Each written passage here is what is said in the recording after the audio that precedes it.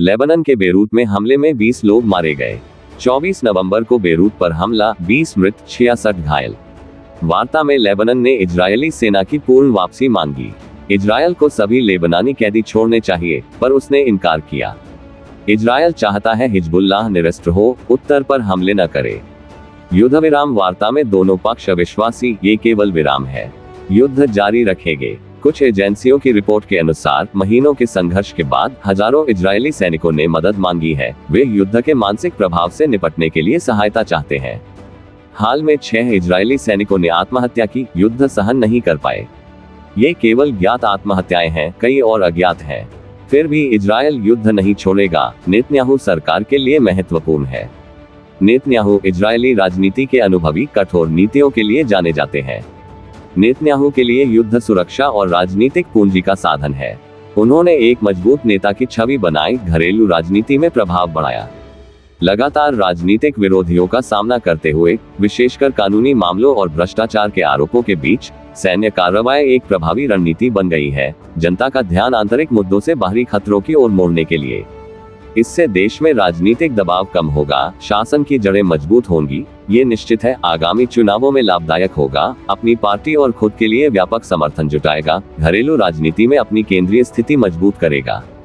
ध्यान देने योग्य बात यह है कि नेतन्याहू का युद्ध पर जोर सिर्फ राजनीतिक लाभ के लिए नहीं है, बल्कि इजरायल की जटिल भू राजनीतिक जरूरतों में निहित है। अस्थिर मध्य पूर्व के केंद्र में स्थित इजरायल हमेशा चारों ओर से खतरों का सामना करता है, विशेष रूप से हमास आतंकी संगठन से और ईरान जैसे पुराने दुश्मनों से लगातार चुनौतियां। नेतन्याहू का मानना है केवल दृढ़ रुख और मजबूत सैन्य कार्रवाई से इन शत्रु ताकतों की महत्वाकांक्षाओं पर अंकुश लगाया जा सकता है। राष्ट्रीय संप्रभुता और लोगों की सुरक्षा बनाए रखी जा सकती है। उनका कठोर रुख अधिकांश लोगों का समर्थन जीत चुका है। मानते हैं यह इजरायल के अस्तित्व के लिए जरूरी है, कठोर माहौल में जीवित रहने के लिए आवश्यक साधन।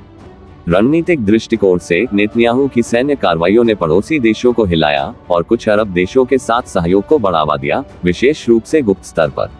ईरान के साझा खतरे के सामने इजरायल ने खाड़ी देशों के साथ गठबंधन की संभावना देखी, जो उसे अधिक रणनीतिक लचीलापन और कूटनीतिक बफर प्रदान करता है।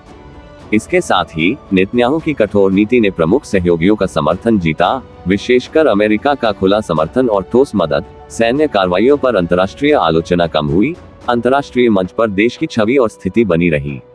यह ध्यान देने योग्य है कि हालांकि सैन्य कार्रवाई से अल्पकालिक सुरक्षा लाभ मिला, लेकिन लंबे समय में हिंसा का चक्र और अधिक समस्याएं पैदा कर सकता है।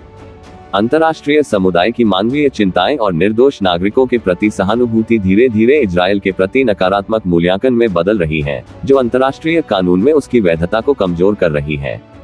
घरेलू समाज में, विशेष रूप से यहूदियों और अरबों के बीच अलगाव और तनाव बढ़ रहा है, जो इजरायल की आंतरिक स्थिरता के लिए खतरा है। आर्थिक प्रभाव भी महत्वपूर्ण है। उच्च सैन्य खर्च ने शिक्षा, स्वास्थ्य सेवा और सामाजिक कल्याण के लिए उपलब्ध मूल्यवान संसाधनों को कम कर दिया है।